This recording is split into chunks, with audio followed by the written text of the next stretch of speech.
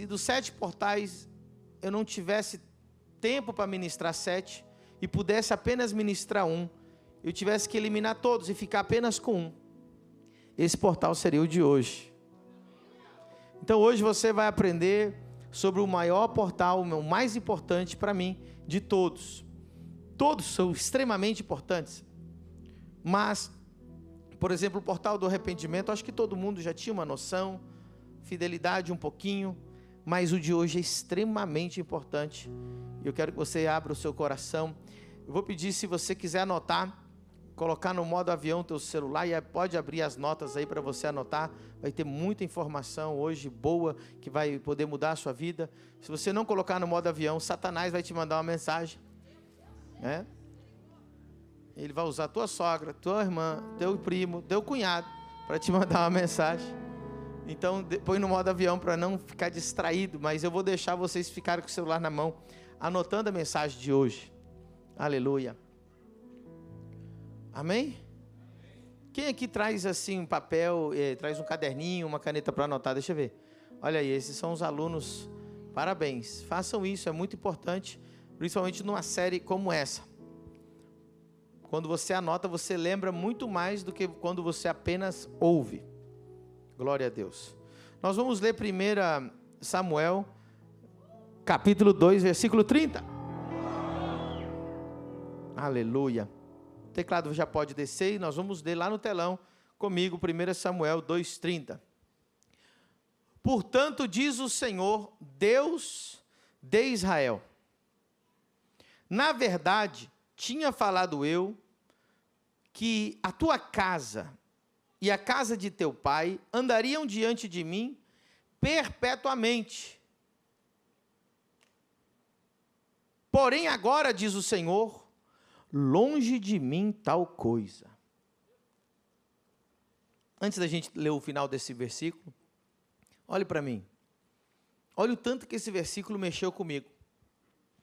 A gente prega, a gente canta, e a gente ensina, e a gente sabe, e a gente crê que Deus é fiel e não pode mentir, não pode falhar, não é verdade?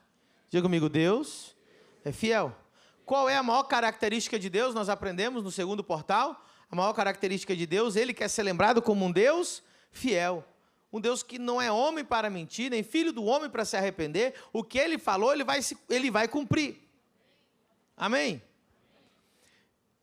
Quem aqui já ouviu alguma pessoa dizer assim, quem tem promessa não morre? Não é verdade? Só não está na Bíblia, mas a gente fala muito, né, de que Deus vai cumprir as promessas na sua vida. Só que esse versículo mexeu muito comigo. Porque Deus está dizendo, olha só, na verdade, tinha falado eu, é Deus falando aqui. Olha Deus falando, eu tinha falado que a tua casa e a casa do teu pai andariam diante de mim, ou seja, seriam sacerdotes, perpetuamente. Olha o que Deus está falando. Porém agora diz o Senhor, longe de mim tal coisa. Eu descobri que só tem uma coisa que faz com que Deus cancele a sua promessa sobre a vida de alguém. Uau! Quem quer saber o que é? É sério ou não é sério essa mensagem? Porque a gente fala, não, se Deus falou, Ele vai cumprir, Ele vai até o final, Ele vai te honrar, até eu ler esse versículo.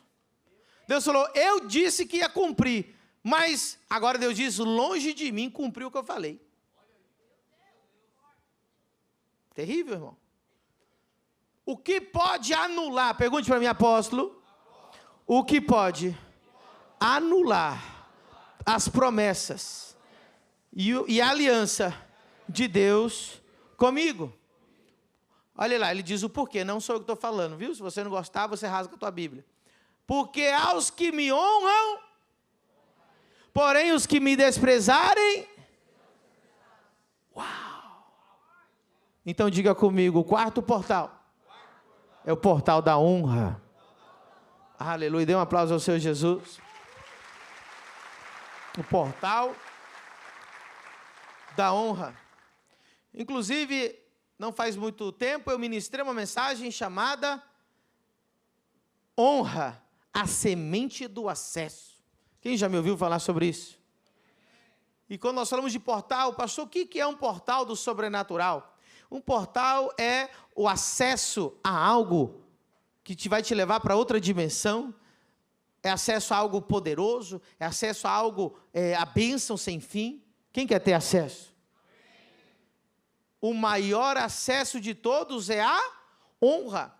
E nada fecha mais portas na sua vida do que a desonra. E o nível pode ser tão grave, tão grave, tão grave, que Deus pode anular a promessa que Ele te fez. Oh my God. Gente, é muito sério. Eu estou assustado. Eu confesso. Eu, apóstolo Pedro Medina, estou assustado. Porque se alguém me confrontasse, não, Deus nunca cancela a promessa dele na vida de ninguém. Aí ele disse, falou, longe de mim cumprir o que eu prometi. Senhor, mas por que tu cancelou? Porque me desonrou. Uau! Você está preparado para a mensagem de hoje? Diga comigo, portal da honra. Se a gente fosse desenhar esses portais, o primeiro portal é a porta estreita que sai das trevas exteriores e entra na cidade. Depois a porta das ovelhas, que você entraria no templo, como eu disse, que está lá do ladinho do templo, lá em Israel, a porta das ovelhas. E se nós fôssemos falar da porta da honra, a porta da honra é aquela que coloca você dentro do palácio junto do rei. Uau! Porque para entrar no palácio você tem que ter honra. Pode ouvir um amém por aí?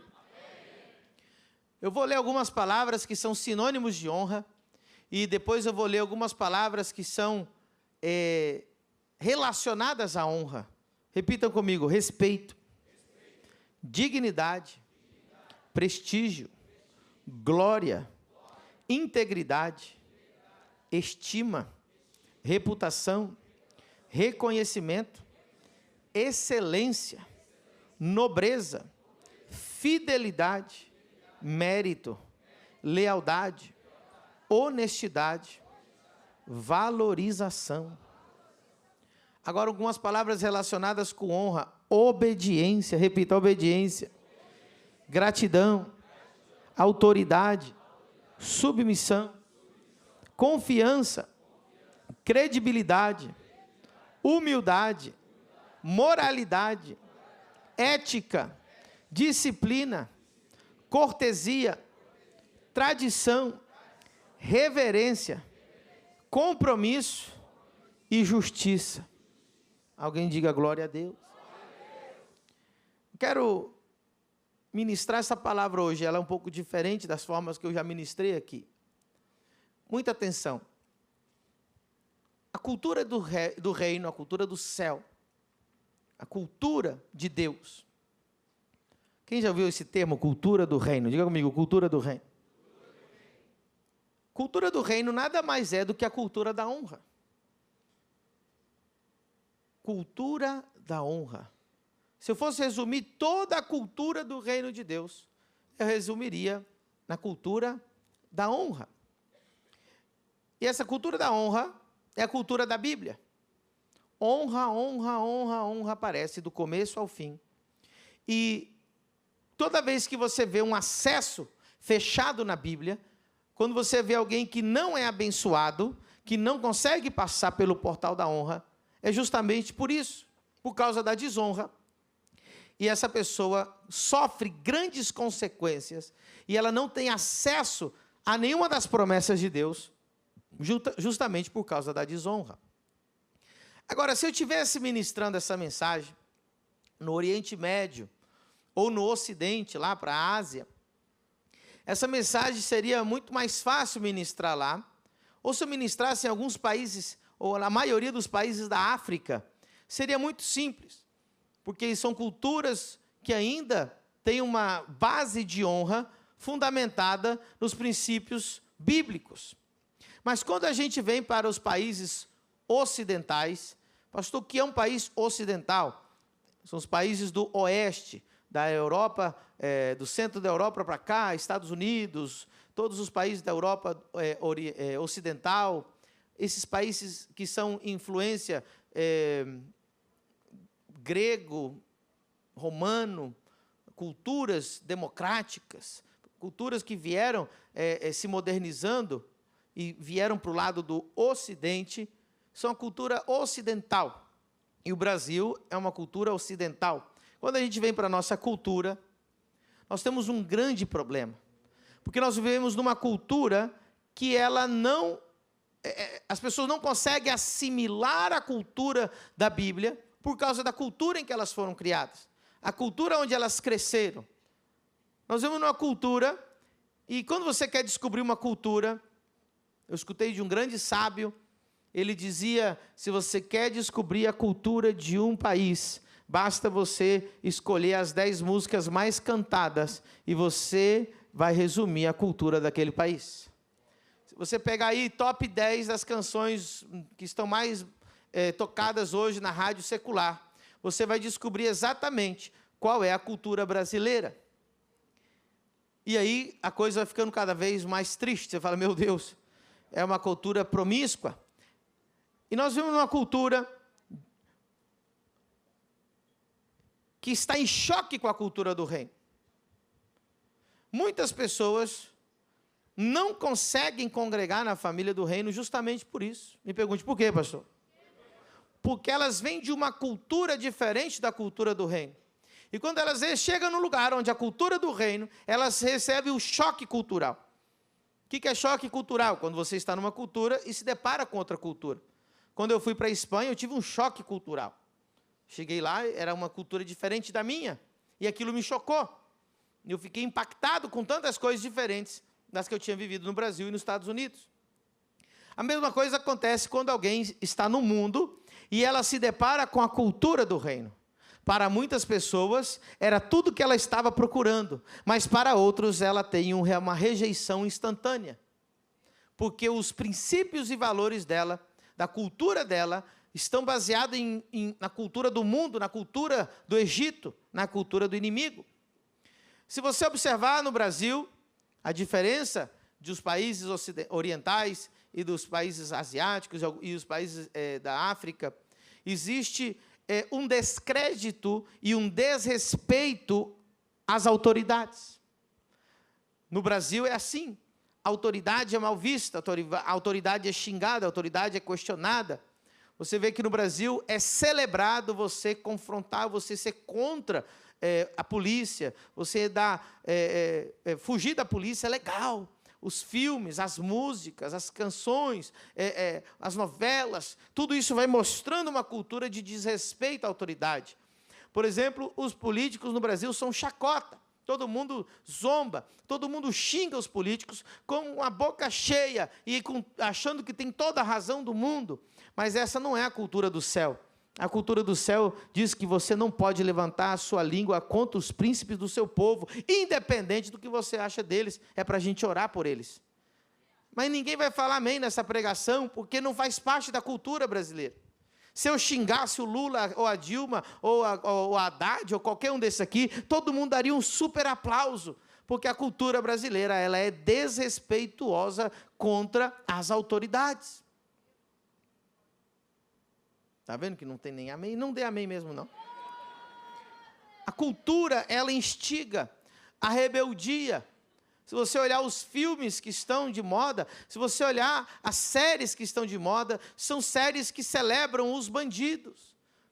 Você assiste a Casa de Papel e você fica lá desejando que eles roubem, desejando que eles vençam. Você assiste lá o Fast and Furious e eles são bandidos, né? E aí sempre tem uma desculpa para você celebrar a bandidagem, né? Você vê que na música dos jovens hoje, o bandido é que é legal. É isso, o legal é ser bandido, o legal é roubar, o legal... A cultura brasileira é malandro e mané é mané. Está na música brasileira, está cantada entre nós. O legal é ser malandro, o legal é você dar calote, o legal é você ser esperto, o legal é você tirar vantagem de toda a situação que você estiver. O brasileiro sempre está tentando tirar vantagem, tentando enganar. Falta de ética, promessas são quebradas facilmente, mentiras, traições são normalizadas, autoexaltação, pessoas que se autopromovem, não têm respeito, elas não conquistam os lugares, elas mesmas se autopromovem, elas se colocam em lugares, elas mesmas usam a internet para se posicionar de uma forma do que ela não é. Por exemplo, tem hoje pastores que são seguidos no Instagram, no Facebook, mas eles sequer têm igreja. Eles se posicionam como sendo alguém e eles mesmos se colocam ali naquela posição. Não existe mais uma cultura de submissão, de autoridade, de lealdade, de construção de uma reputação. Falta de gratidão é comum hoje. As pessoas querem tudo, mas sem reconhecer esforços alheios. Infidelidade ficou normalizada na nossa cultura. Compromissos são vistos como prisão. Nas rodas, nas conversas, não, é porque esposa é uma prisão, casamento é uma prisão, ter filho é uma prisão, e é motivo de zombaria, de chacota, quando vai casar, ai, meus pêsames que tu vai casar, e virou piada, dentro da cultura brasileira, e aí você vê que a infidelidade ficou normalizada. Ah, é normal ter 2 mulheres, é normal trair, é normal. Você escuta as músicas de corno hoje, é normal ser corno. Eu acho, que você gostou mais dele ou mais de mim? A música fala isso. E aí você vê isso, tem gente que sai do culto e vai escutar isso no carro, lá no estacionamento, irmão. Verdade, a cultura do corno. Tem corno aqui na igreja, só pode. Esses dias tinha irmão ouvindo música de corno no culto, depois do culto, irmão. Saindo do estacionamento.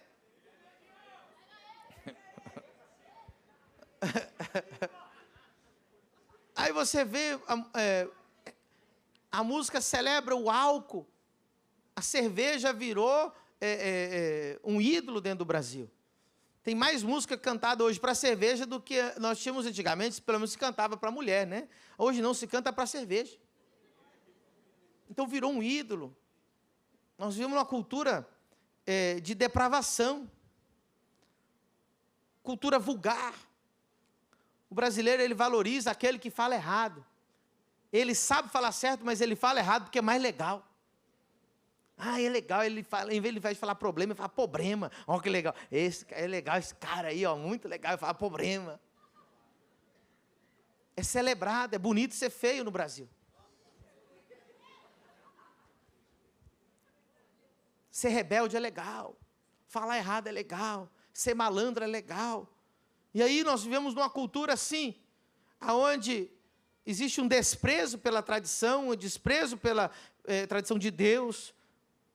Os núcleos familiares têm sido destruídos.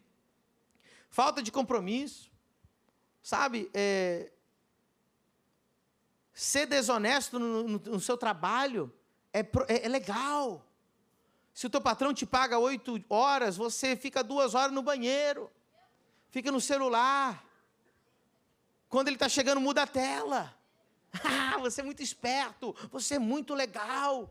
Olha como você engana o teu patrão. Você é o cara, você é malandro e o teu patrão é mané.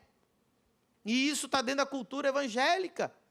Não pense você que isso aí é uma coisa que só está no mundo. Isso faz parte da cultura do brasileiro. O brasileiro é desonroso, desrespeituoso, sem ética, vulgar. Você vê as roupas. Você vê os manequins brasileiros na frente das lojas e você já percebe a vulgaridade que existe no Brasil. Quem consegue entender o que eu estou falando? Quantas pessoas estão hoje em Balneário Camboriú com atestado médico falso? Tem gente assistindo o culto aqui hoje, está de atestado falso, veio de visita. Te peguei. Relativismo moral. O certo e o errado já ninguém sabe. Agora depende. E isso já está impregnando nas igrejas. Tem gente que chega para um pastor, pastor, o adultério é pecado? Aí ele vai falar, depende. Não, pecado é pecado. A Bíblia diz que o teu sim seja sim e que o teu não seja não. Não tem esse negócio de depende. E a cultura é muito... Quer aplaudir a Jesus? Vamos aplaudir.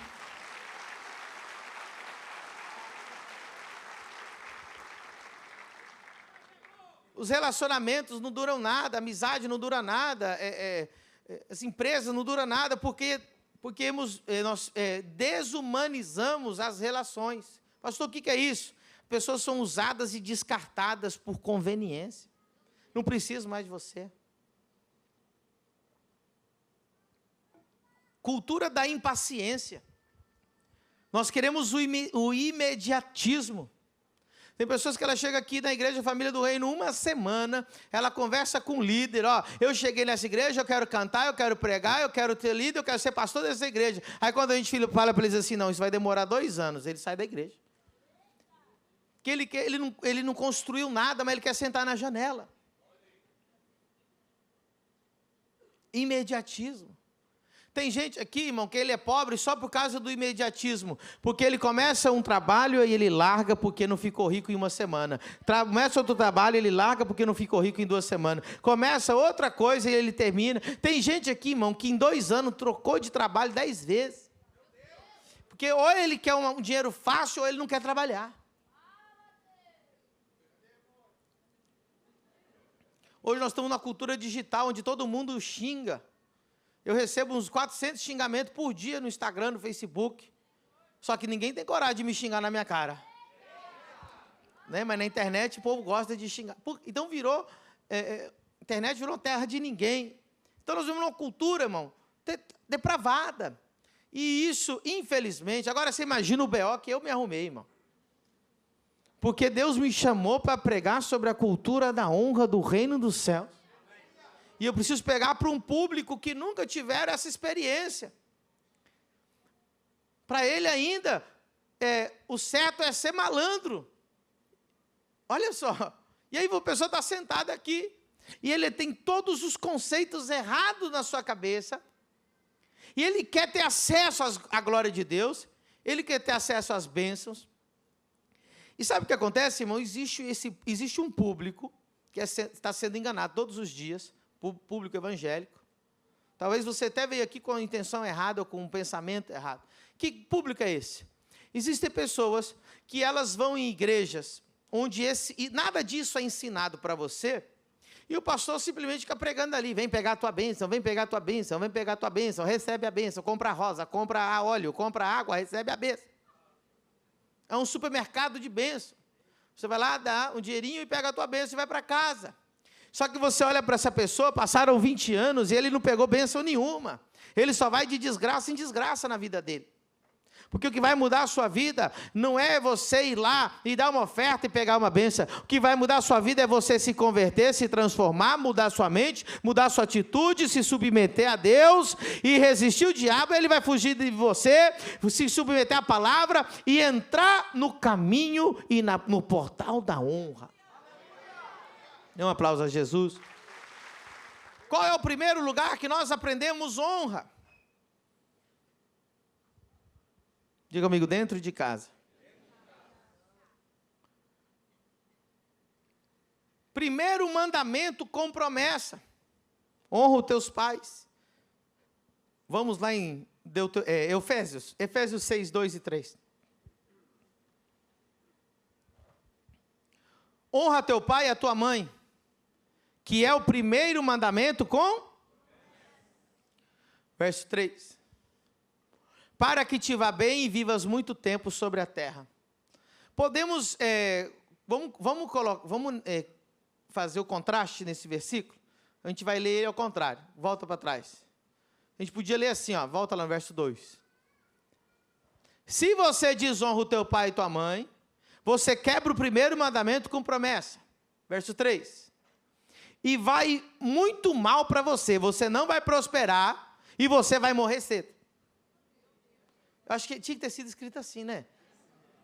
Se fosse escrito assim, ia ser melhor. Mas foi escrito, não, honra o teu pai e tua mãe para que te vá bem. Não. Mas se assim, quem desonra pai e mãe não vai prosperar e vai morrer cedo. Está escrito isso também, sim ou não? Então hoje eu vou declarar para você, quem desonra pai e mãe nunca vai prosperar e vai morrer cedo. Pastor, você está me amaldiçoando? Não, é o versículo dizendo isso, meu querido. Honra começa dentro de casa. É ali onde começa a base do fundamento da tua cultura. Você não tem acesso a outra coisa a não ser a sua casa, desde criança. E eu vou te mostrar o tanto que nós vamos numa cultura que está tão... O núcleo familiar foi tão destruído e nós perdemos a essência da cultura do reino dos céus. Quem aqui, quando era criança, adolescente ou jovem, tinha na cabeça assim, eu não vou usar droga, e não usou droga porque falou assim, se meu pai me pegar, minha mãe me pegar, me matam. Levanta a mão. Então você tinha temor, diga comigo, temor. Isso é saudável. Você tinha temor do pai e da mãe. Você até queria usar droga, mas você falou, não, mas se meu pai souber, ele me mata. Se minha mãe me pegar, ela me mata com a chinela. Eu não sei como, irmão. Tem GPS aquele chinelo. Ele faz a curva. É verdade, nunca errou. Eu nunca vi uma mãe errar uma chinelada. Olha que interessante. E Deus fala o quê? Honra o teu pai e a tua mãe. Criança não conhece Deus. Por mais que você ache, ai, meu filho conhece, teve uma experiência. Não conhece. Criança conhece o pai e a mãe. E a imagem de Deus que a criança tem é a imagem do pai.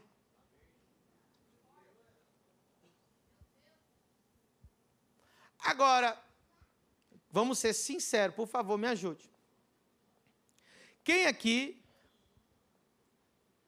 usou droga, em algum momento da sua vida, e você usou droga e não tinha absolutamente nenhum pingo de medo de pai ou mãe, porque ou talvez você nem tinha o pai presente, ou você sabia que não ia ter consequência nenhuma? Levanta a mão.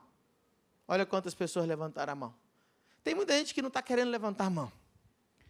Porque, eu usei droga. Essas pessoas que levantaram a mão, têm um problema gravíssimo, porque eles não aprenderam a temer o pai e a mãe. Quem não aprendeu a temer pai e mãe, nunca vai temer Deus. A não ser que tenha um genuíno encontro com Deus, e uma conversão tremenda, e uma renovação da mente tremenda. Então nós vivemos numa época onde as pessoas se convertem, mas elas não têm temor de Deus no coração, porque nunca temeram pai, nunca temeram mãe. Então, se eu pecar, tanto faz. Esse sentimento de que, se eu usar droga, meu pai e minha mãe me matam, é maravilhoso, porque você tem amor, respeito, e você está dizendo, meu pai e minha mãe estão preocupados por mim, eu vou ter consequências se eu fizer algo errado. Mas hoje nós estamos vivendo numa população que não consegue ter temor de Deus, porque nunca honraram o pai e mãe.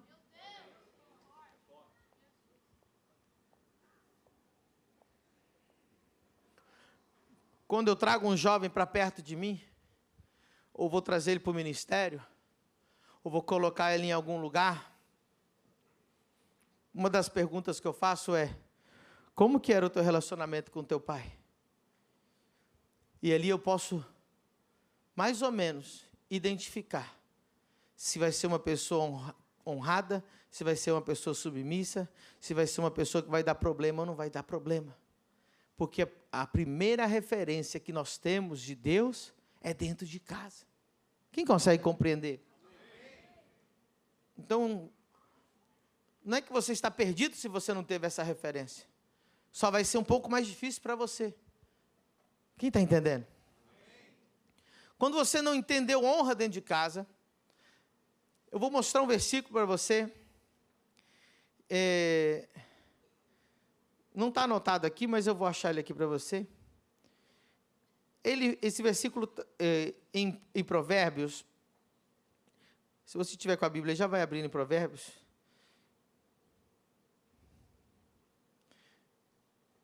Ele fala de algo que destrói o lar.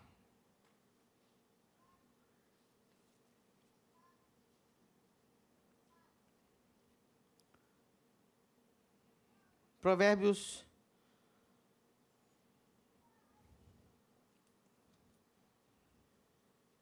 olha só, Provérbios 11, 29.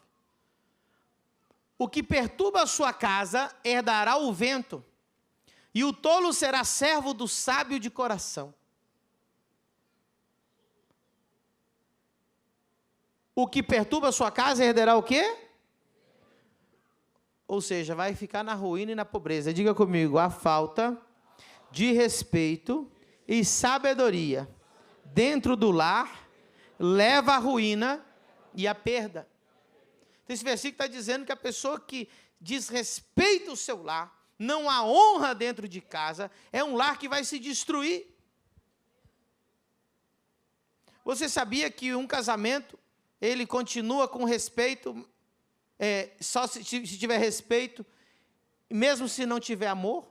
Mas se tiver amor e não tiver respeito, esse casamento não vai para frente? Porque o que mantém ordem, diga comigo, a ordem, é a honra.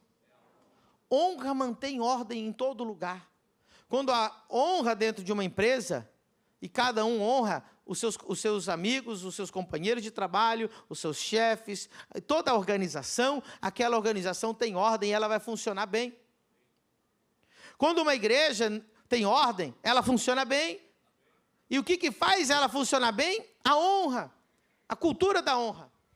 Quando não se tem a cultura da honra, e todo mundo falta o respeito com todo mundo, tudo aquilo se desmorona. Uma casa, quem aqui cresceu num lar onde o pai e a mãe se xingavam, se batiam, não tinham respeito nenhum contra o outro? Quem cresceu quando era pequeno? Mais alto a mão, deixa eu ver. Uma casa com muito desrespeito. Mais alto para me ver. Se os teus pais ainda estão juntos, continue com a mão em pé, mão levantada. Quase todos baixaram a mão. Vamos fazer de novo? Fique em pé se tinha muito desrespeito na tua casa quando você estava na tua infância. Eu estou de pé, meu caso era assim também. Então, após Pedro Medina, minha casa, o meu pai e minha mãe se desrespeitavam nos níveis de se baterem, de tudo que você achar de pior entre os dois acontecia na minha infância. Ok? Tinha muito desrespeito na sua casa. Ó. Agora, se o teu pai e tua mãe continuam casados hoje, nunca houve adultério na tua casa, continue de pé.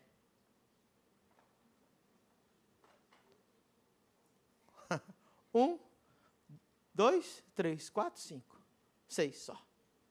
Quem percebeu? Diga comigo. Uma casa sem honra se destrói. Diga comigo, uma igreja sem honra se destrói. Uma empresa sem honra se destrói. Vamos dar um aplauso ao Senhor Jesus?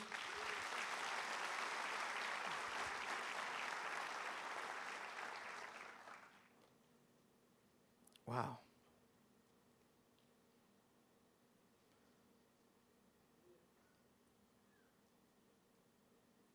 Vamos ler Isaías 29, 13.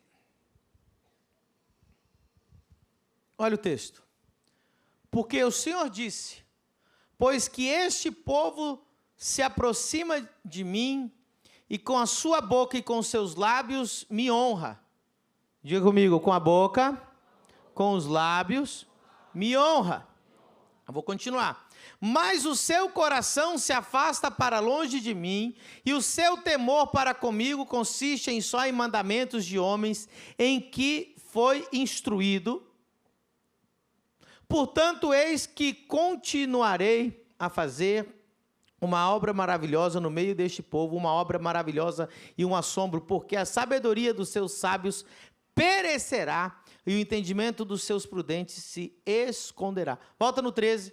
Então está dizendo, esse povo me honra com os seus lábios, com a sua boca, mas o seu coração está longe de mim, não tem temor de Deus. Se eu chegar com o microfone, e um por um aqui, você honra a Deus? Eu tenho certeza que 99,9% de vocês vão dizer, eu honro, pastor. Então, o que eu quero ensinar nessa segunda parte dessa mensagem? A Deus não se honra do jeito que nós achamos que Ele deve ser honrado. A Deus se honra do jeito que Ele nos ensinou a ser honrado. Posso ouvir um amém? Amém. E na cultura brasileira, eu fiz essa análise hoje de manhã, preparando essa mensagem, e eu pensei, Senhor, como que o brasileiro acha que está honrando a Deus? O que para ele é honrar a Deus? E aí, descobri algumas coisas. Em primeiro lugar, O brasileiro acha que está honrando a Deus quando ele canta para Deus. Se ele canta para Deus, ele está honrando a Deus. Outra coisa, ele acredita que está honrando a Deus se no trabalho dele ele coloca louvores. Na empresa dele, na minha empresa eu ponho louvor, então eu estou honrando a Deus. Ou se na palestra dele ele menciona Deus. Ou se toda segunda a sexta de manhã ele posta no Facebook uma florzinha lá, um gatinho com um versículo. Ou manda no WhatsApp de todo mundo. Então eu estou honrando a Deus porque eu falo de Deus, eu coloco Deus lá na musiquinha no meu trabalho, né? Então é uma forma que ela acha que está honrando a Deus. Mas isso não é a forma que Deus quer ser honrado. Pergunte para mim, apóstolo, como Deus gostaria de ser honrado? Deus quer ser honrado de uma maneira. Deus quer ser a prioridade no seu coração. Qual é o primeiro mandamento de todos? Ama. Quem sabe os 10 mandamentos aqui, irmão? Quem sabe pelo menos 3 mandamentos aí? Levanta a mão. Se eu falar 10 marcas de cerveja, vai vir rapidão assim. Mas 10 mandamentos ninguém sabe. Fala 10 marcas de cerveja. Fala 20, pastor. Mas se eu falar, fala os 10 mandamentos, ninguém sabe. Mas tudo bem. Quem sabe o primeiro mandamento? Primeiro, não com promessa, o primeiro de todos. Vamos falar assim: amarás o Senhor teu Deus sobre todas as coisas. Deus quer ser honrado em ser o primeiro lugar no seu coração, na sua vida. Deus não quer uma musiquinha, um louvor, um aplauso. Cadê as irmãs? Agora as irmãs me ajudam a pregar aqui. As irmãs estão aí? Irmãs, vocês estão aí? Então vamos lá, irmãs. Imagine que o teu marido só estivesse com você domingo de noite, durante 1 hora no jantar, mas o resto da semana ele não te visse, não te olhasse, não te ligasse, não dormisse com você, dormisse com outra. Você ia aceitar? Mas você acha... Então por que Deus tem que aceitar isso e você não aceita isso? Deus tem que aceitar que eu só estou com ele no domingo. Mas você não aceita que a tua mulher fique com outra a semana inteira e só fique com você no domingo, ou o teu marido fica com outra a semana inteira e só com você no domingo. Deus quer as 24 horas da sua vida.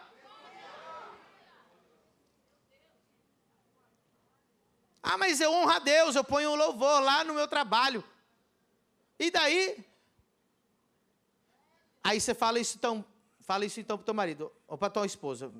Fala isso para tua esposa. Fala assim: ó, meu amor, eu só vou estar contigo 1 hora no domingo, 1h30. 2 horas e olhe lá que eu já fico irritado. 2 horas. O resto da semana eu vou cantar para você de vez em quando. Eu vou ficar lá no meu trabalho falando uma música sua lá. Vai adiantar? Então diga comigo: Deus quer ser a prioridade. E Deus não aceita outro lugar. Deus só quer o lugar principal no seu coração. Quem está entendendo? Provérbios 3:9.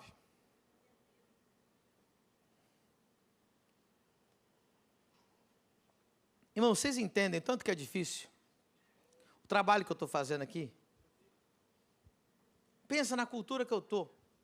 Estou me sentindo igual a Isaías. Senhor, eu vivo num povo de impuros lábios. Né? Você imagina, irmão? Tem pessoas que estão aterrorizadas com o que eu estou pregando. Dizem: cara, esse cara é louco. O certo é ser errado, o errado... Está entendendo? Quanto mais malandro for, melhor. Quanto mais linguagem errada, melhor.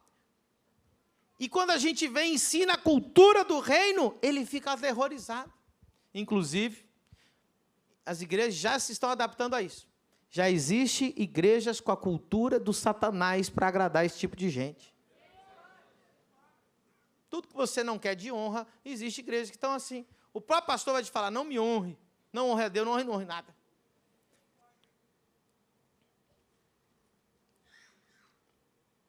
Pergunte para mim, apóstolo, como Deus quer ser honrado? Está lá, ó. Provérbios 3:9. Honra o Senhor com os teus... Ai, ai, ai. Agora já tem gente que vai estar à vontade de ir no banheiro e ir embora. Como que Deus quer ser honrado? Com o quê, irmão? Mas alguém está dizendo, Deus não se importa com os bens e com os dinheiros. Ok, meu querido. Deixa eu contar uma história para vocês. Eu já contei algumas vezes, mas tem muita gente nova que não ouviu. Uma vez foi aconselhar um casal, e o casal, a mulher dizia assim, pastor, ele não passa tempo comigo, ele nunca tem tempo para mim. E pastor, ele não paga nem um cabeleireiro para mim, eu não sei mais o que fazer. Estou aqui com o cabelo parecendo uma palha de aço, os pés inchados, as unhas cheias de cutícula, e meu marido não paga nada para mim, e não me leva para passear, não come um sushi comigo. Irmão, não comer sushi com a tua mulher é pecado, irmão.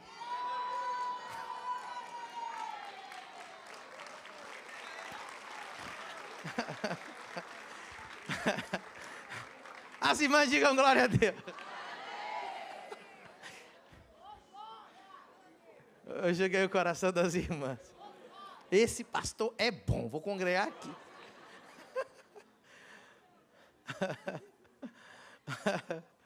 E aí o casal, né, ali no aconselhamento, aí eu perguntei para o cara, falei, rapaz, me fala, por que você não consegue pagar nem um cabeleireiro para tua esposa? Pastor, aí ele inventou um monte de desculpa, é a Dilma, é o Bolsonaro, é o Lula, é o problema, é a inflação, e ele foi falando que estava difícil demais. Quem já viu alguém falar que está difícil demais financeiramente? Tá, não está? Tá difícil, pastor. Tudo bem. Aí eu ouvi ele, falei, tá, e por que você não passa tempo com a tua esposa? Pastor, eu trabalho demais, eu chego em casa cansado, eu não tenho tempo para passar tempo com a minha esposa, é o que eu estou vivendo, pastor, eu também não sei o que fazer. Aí eu fiz uma pergunta para ele, falei, então me fala, como é que é a tua rotina? Não, pastor, eu trabalho segunda, terça, quarta, quinta, sexta, chego cansado em casa. Aí ele só ficou até na sexta-feira, eu falei, o que tu faz no sábado? Aí ele até ficou para trás assim e falou assim, sábado é sagrado. Aí eu pensei, não, rapaz, aqui onde eu sei, o domingo é sagrado, né? Aí eu falei para ele, tu é adventista? Ele, não, pastor, sou adventista não, sou crente. Eu falei, mas por que o sábado é sagrado? Ele falou, sábado é o único dia que eu tiro para mim fazer o que eu gosto, que é pescar. Pescar. Aí eu falei, me fala aí como é que é o sábado. Ele falou, acordo 5 horas da manhã. Nós acordamos 5 horas, a tralha já fica pronta, pastor. Já vou dormir vestido com a roupa para pescar. Igual menino quando vai para retiro, você já viu? Já dorme, é todo empolgado para ir para o retiro. Quem vai no retiro esse ano aí do Reborn? E o retiro das mulheres, vai ter retiro de homem e mulher. Esse ano vai ter retiro o ano inteiro. Mas vai vendo. Aí eu perguntei, como é que é? Ele falou, pastor. Na verdade, ele foi ficando até feliz assim. Não, a gente acorda cedo, a gente vai lá, pega a isca viva, a gente pega a bebida, coloca no isopor e a gente coloca, pá, viaja, vai lá. A gente dorme lá, só volta no domingo. Falei, rapaz, quantos quilômetros? 400 quilômetros, rio bom lá, que tem um poço legal lá onde pega lá os bichão mesmo. É legal. Eu peguei o papel e a caneta e falei assim, quanto é que tu gasta de gasolina? Quanto é que tu gasta de isca viva? Quanto é que tu gasta de comida? Eu fui perguntando. Eu falei, como é que é a vara que você usa para pescar? Não, pastor, é uma vara da Shimano e o molinete top e de fibra de carbono. A hora que o peixe ouve o barulhinho, ele já morde a isca só por causa do barulho. Rapaz. Quando nós fizemos a conta, o bicho gastava 4 mil reais por mês na pescaria com os amigos. E não tinha dinheiro para sushi da mulher, não tinha dinheiro para nada, não passava tempo. Ele passava mais tempo com macho.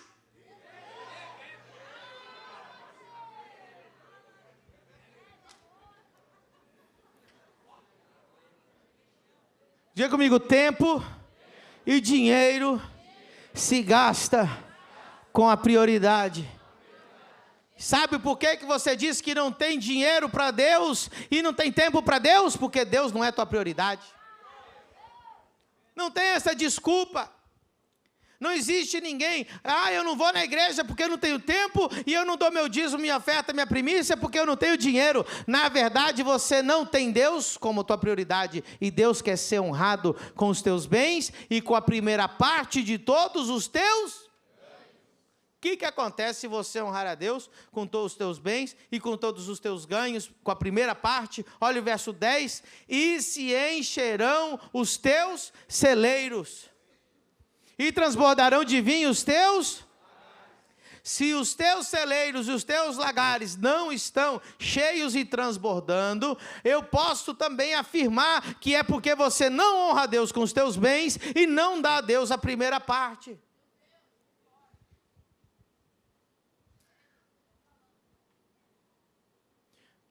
Eu não estava falando de casamento, eu estava falando de crente, que dá as mesmas desculpas que aquele marido deu para a mulher, você está dando para Deus. Pastor, não, porque eu não posso dar o dízimo, a oferta, a primícia, eu não posso. Não pode. Mas continuar gastando R$2.000 no iFood por mês, você pode. Comprar aquela bolsa cara, ainda pode. Comprar aquela calça de R$500, ainda pode. Comprar o sapato caro, ainda pode. Churrascão do carnaval com a família e o cunhado endemoniado ainda pode. Mas para Deus não pode. Porque Deus não é a prioridade. Por que você espera que Deus dê o melhor dele para você se você dá o pior para ele? Falou na hora certa. Deus está falando aqui, irmão. Diga comigo, Deus não quer ser honrado apenas com palavras. Vai lá em Malaquias 1, verso 3. Malaquias 1, 3. O filho honra o pai, e o servo o seu senhor. Se eu sou pai, onde está a minha honra? É Deus falando. E se eu sou o Senhor, aonde está o meu temor? Diz o Senhor dos... A vós, ó sacerdotes, que desprezais o meu nome. Pergunte para mim, apóstolo, de que forma eu posso desprezar o nome de Deus? Não é eu que vou falar, Deus é que vai falar. Como que nós vamos desprezar o teu nome? Em que temos desprezado o teu nome? Olha como Deus se sente desprezado. Está ali, verso 7. Ofereceis sobre o meu altar pão imundo, e dizeis, em que havemos profanado? Nisto que dizeis, a mesa do Senhor é desprezível. Olha o 8. Porque quando ofereceis animal cego para o sacrifício, isso não é mal? E quando ofereceis o animal coxo ou enfermo, isso não é mal? Diga comigo, Deus se sente desprezado com ofertas sem qualidade. Mas você está tão intoxicado com a cultura desse Satanás, que você está achando assim, pastor, nada a ver. Então tá bom, nada a ver. Cadê as irmãs que aí hoje eu te ajudei, você vai me ajudar, tá bom, irmã? Cadê as irmãs do sushi? Irmã, se o teu marido no teu aniversário compra uma bicicleta para você, mas para a secretária dele compra um carro, o que vai acontecer, irmã? É nada a ver? É nada a ver? Não importa? Importa muito, sim ou não? É a mesma coisa você dizer para Deus que Ele é lindo, maravilhoso, que tu ama Ele, que Ele morreu por ti, mas você oferta para Deus a bicicleta. Mas para Mamon você oferta o carro. Quem está entendendo? Eu não queria falar de oferta. Mas se você não quer falar de oferta, você não pode ser evangélico. Porque Jesus é uma oferta. Não, acho que você não entendeu. Se você nunca mais quer ouvir de oferta, mude de religião, vai ser budista. Mas se você quer ser crente, a Bíblia fala de uma oferta. E essa oferta é Jesus, que foi ofertado na cruz do Calvário, o seu próprio sangue, a sua própria vida, para me salvar, para te salvar. Um aplauso ao nome de Jesus, que nos salvou, que nos libertou. Quem aqui tem um filho pequenininho, um bebê? Ali, tem um menino segurando um bebê. Como é que é o nome desse bebê? Hã? Yumi? Se alguém aí dá um tapão na cabeça da criança agora, o que você vai fazer? Mas tapão sim, para arrebentar mesmo. Sai vivo daqui? Sai vivo não, né? Pastor, que pergunta. Não, eu quero mesmo que você... Por exemplo, se você bater na Chloe, provavelmente eu vou pegar uma das minhas facas. E eu vou brincar com o teu coração batendo na minha mão. Ah, que legal, tá batendo ainda. Mas você bateu em mim? Você bateu em quem? Na minha filha, sim ou não? Muito legal. Muito interessante. Quem aqui é aquelas irmãs mãe onça? Se pegar no teu filho, você... Tem mãe onça aí, não? Não mexe com o meu filho, não mexe com a minha filha. Pai, e tem os pais também aqui, né? Que são AU, sim ou não? AU! Então, cuidado, irmão. Nessa igreja aqui, mexer com nossos filhos. Mas não estou falando de filho. Nem estou falando da Chloe. Nem estou falando da Yumi. Sabe do que eu estou falando? Preste muito atenção. Se eu mandasse o meu filho estudar nos Estados Unidos, e vou falar um nome aleatório que eu não conheço, um tal de Célio, um amigo meu, Célio, recebesse o meu filho lá. Falou, meu filho vai estudar aí, ele vai ficar uma semana, você não pode atender ele por uma semana, e ele vai fazer umas provas, e aí você cuida dele durante uma semana. Não, Medina, pode mandar ele, tudo certo. 2 dias depois, o meu filho me liga chorando. Filho, o que aconteceu? Pai, o Célio me chutou de casa, me humilhou, não me deu comida, não deu onde eu dormir, falou que eu não valia nada, ainda me deu um tapa na cara. Pergunta, ele fez isso contra mim ou contra meu filho? Mas eu senti como se tivesse feito comigo, sim ou não? Sobe o teclado para amenizar, para a coisa não ficar brava aqui. Para dar uma suavizada no clima. Cadê o tecladista? Se o tecladista estiver lá em cima, se joga lá de cima e vem. Cadê o tecladista? Aleluia. Está no banheiro? Rapaz, pula esse negócio aí, ó. Ia ser legal, vai ver você cair aí. Ia ser um meme daqueles. A igreja ia ficar famosa.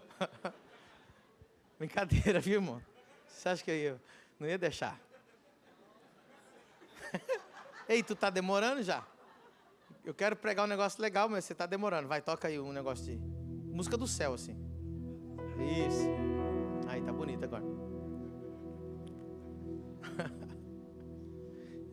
Fez contra o meu filho, sim ou não?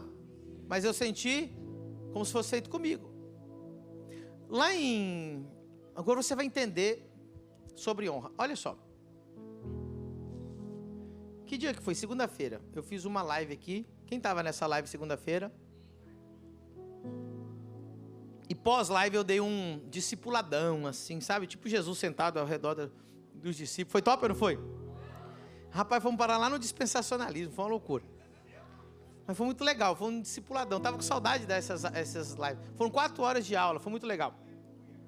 E papo vem, papo vai. Alguém perguntou. Foi o Luiz. E ele disse assim, pastor, qual foi a maior revelação que você já teve na sua vida? Aí eu parei para pensar. A maior revelação que eu já tive na minha vida está na Exousia School, que é a nossa escola de revelação bíblica. Quem aqui já é aluno da Exousia? Levanta a mão. Quem vai ser ainda? Levanta a mão. Amém. Tem gente que não levantou a mão, eu não sei porquê, mas tudo bem. Lá tem uma revelação que chama a revelação de Jesus Cristo. Para mim, não tem... Eu ensino ela chorando e quem ouve chora. Quem chorou assistindo a revelação de Jesus Cristo? É impossível não chorar. É a coisa mais linda, mais profunda, que mais mexe. Você literalmente sente que você nunca foi convertido. Não interessa quantos anos você estiver na igreja. É muito maravilhoso. Mas a segunda revelação mais importante, ou a primeira prática mais importante, é que eu vou falar agora. Então a mais incrível é essa da revelação de Jesus Cristo, mas ela te traz uma transformação interna. A segunda revelação, em 20 anos de pregador, em mais de 200 horas de ensinamento que eu tenho na Exos School, para mim, a revelação das revelações que trazem transformação no dia a dia, diga comigo, transformação, na minha vida, hoje, instantâneo, agora, é a seguinte: a tua capacidade de reconhecer Deus no homem é a tua capacidade de ser abençoado.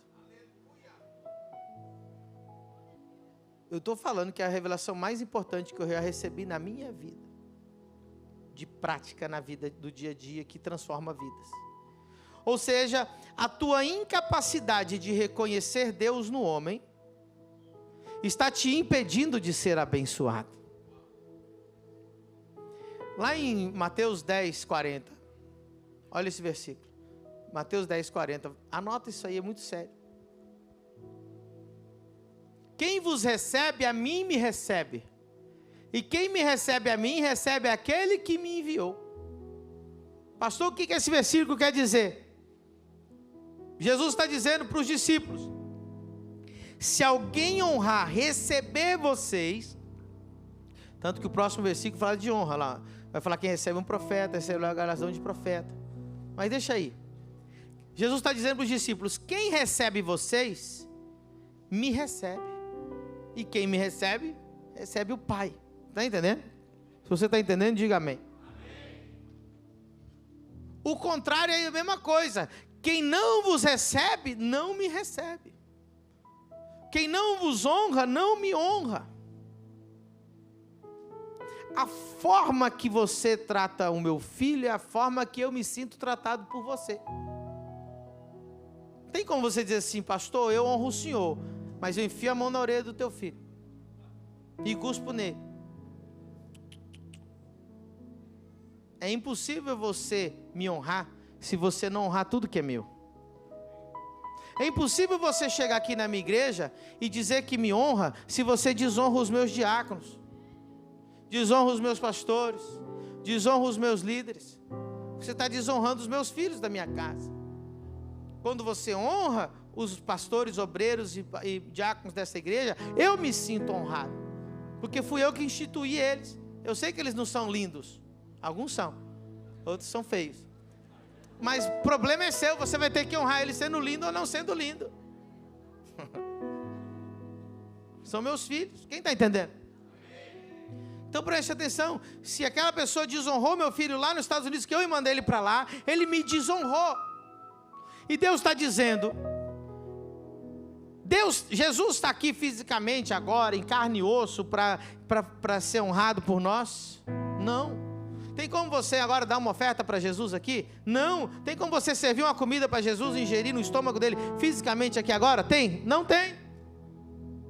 Mas se você fizer isso por um enviado dele, você fez por ele, e ele sente que você fez isso. Essa é a maior revelação que eu já recebi na minha vida. Quem recebe o meu enviado, me recebe. A minha capacidade de reconhecer Deus no homem. E dentro dessa revelação está algo tão poderoso que eu vou te falar agora. Quando Deus vai te abençoar, quem que já pediu uma bênção para Deus ou pediu um milagre para Deus? Todo mundo. Diga comigo, todas as vezes que eu peço, um milagre ou uma bênção de Deus, Deus não manda lá do céu. Deus coloca nas mãos de um garçom. Quem é o garçom, pastor? É o apóstolo, é o profeta, é os 5 ministérios. Pergunta: se você for num restaurante, o cozinheiro prepara a comida, é o cozinheiro que traz na tua mesa? Quem traz é o garçom, não é? Preste atenção. E se no meio do caminho você xingar o garçom, cuspir na cara dele? Você fala: não, mas eu gosto muito do chefe. Eu gosto muito do dono, mas esse garçom eu não aceito. O que vai acontecer com você? Vai comer bem ali?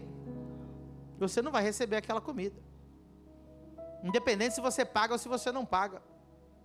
Teve um vídeo que viralizou uns anos atrás, de uma mulher, dona de um restaurante. Ela entrou numa galeria de arte, onde o artista estava fazendo a sua exposição, e ela comprou um vaso, alguma coisa assim, muito caro, sei lá, mais de $10 mil. Ela foi lá, comprou, pagou e quebrou. Caríssimo. E o artista estava tremendo, e ela quebrou aquilo. E ela disse assim: você desonrou o meu garçom no meu restaurante. E ela foi lá fazer justiça, né, do jeito dela. Olha só, ela foi desonrada? Não. Quem foi o garçom do restaurante dela. E ela foi lá na galeria de arte, lá quebrar uma arte daquele cara, para mostrar: e isso que você fez lá no meu restaurante, quando você desonrou um garçom meu. Quem já viu esse vídeo? Ó, deixa eu ver as mãos. Então é um vídeo que viralizou, todo mundo, muita gente viu esse vídeo. Diga comigo: todos os milagres e bênçãos do céu, Deus deposita num homem de Deus, para entregar para mim. Se você vier dessas igrejas moderninhas, endemoniadas, elas vão dizer para você que você recebe a bênção no seu quarto, que você não precisa de pastor, você não precisa de igreja. Satanás é o pastor dessas igrejas. Porque a Bíblia que eu leio diz assim: há alguém enfermo entre vós? Não diz vai orar no quarto. Há alguém enfermo entre vós? Busque os. Coloca lá, está no livro de Tiago, acha aí, filho. Mas o que essas igrejas ensinam? Que pastor não serve para nada, que você não precisa de nada, você e Deus, é você e Jeová. Por isso que a tua vida nunca foi para frente. Cadê o versículo lá de Tiago? Alguém enfermo entre vós? Eu vou achar primeiro. Alguém acha aí para mim? 5:13.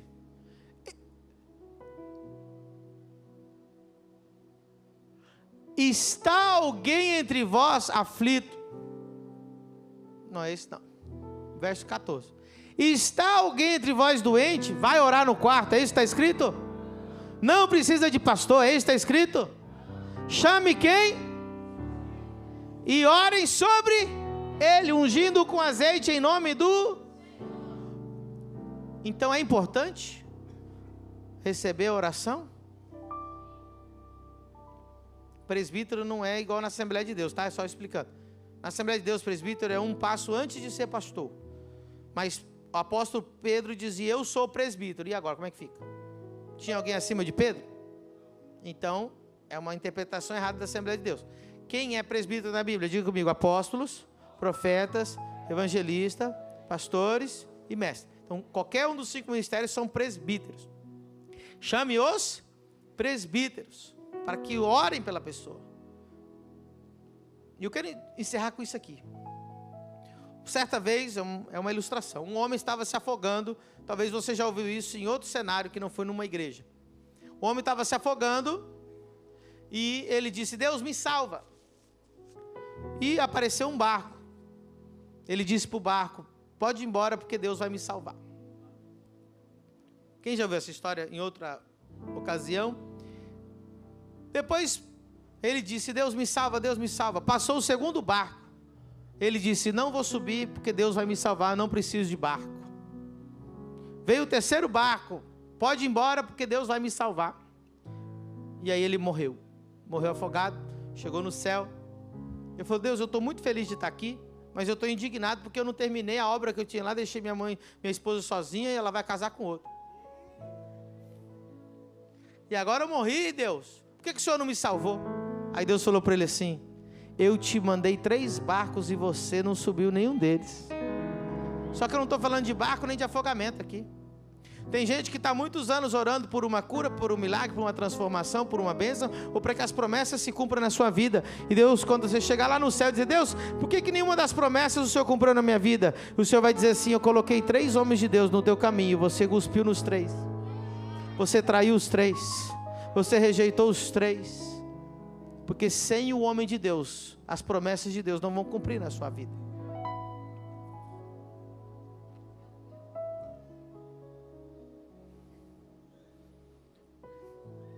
Você não vai escolher o garçom. Deus é que vai escolher quem Ele vai mandar. Uau! Vocês têm tempo mais uma revelaçãozinha? Meu tempo acabou, mas eu vou contar só mais essa. Ana, na Bíblia, a mãe de Samuel, ela queria engravidar. Deus tem problema, irmão? É difícil para Deus fazer um milagre? Pois aquela mulher chorou, gemeu, anos e anos e anos, e Deus não dava um filho para ela. Diga comigo: a bênção de Deus não cai do céu, Ele deposita no sacerdote. Então presta atenção. Não é que Deus não tem poder de dar um filho para Ana. É que o método de Deus entregar o milagre é através do garçom.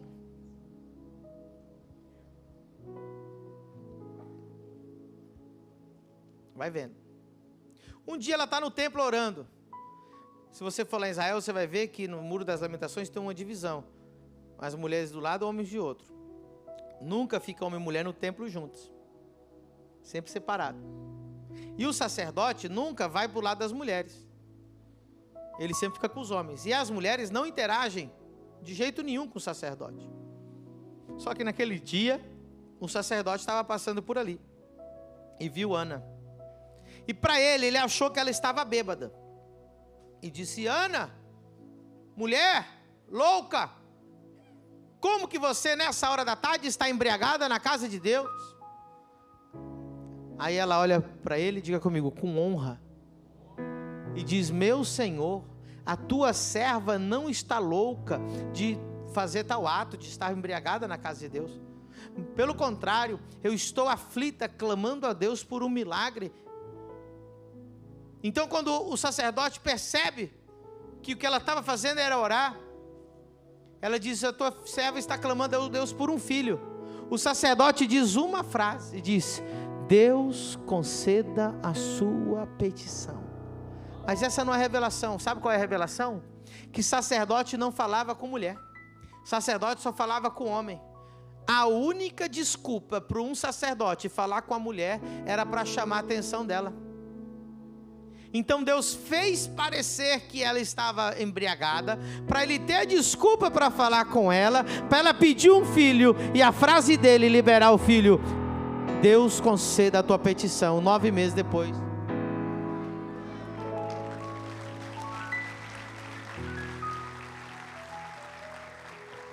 Tem pessoas que chegam aqui que faz 10 anos que está pedindo um milagre, e uma palavra do apóstolo a pessoa é curada. Porque Deus não manda a bênção lá do céu, Ele coloca na mão e na boca de um sacerdote. A sua capacidade de reconhecer Deus no homem é a sua capacidade de ser abençoado. Fique de pé nessa noite poderosa. O louvor vai subindo aqui. Eu queria pedir à igreja baixar as luzes, e nós vamos também fechar os nossos olhos. Quero que você medite no que você ouviu nessa noite. E diga comigo assim: Espírito Santo, implanta em mim a cultura da honra, a cultura da excelência, a cultura da submissão, a cultura do respeito, a cultura da pontualidade, a cultura do céu.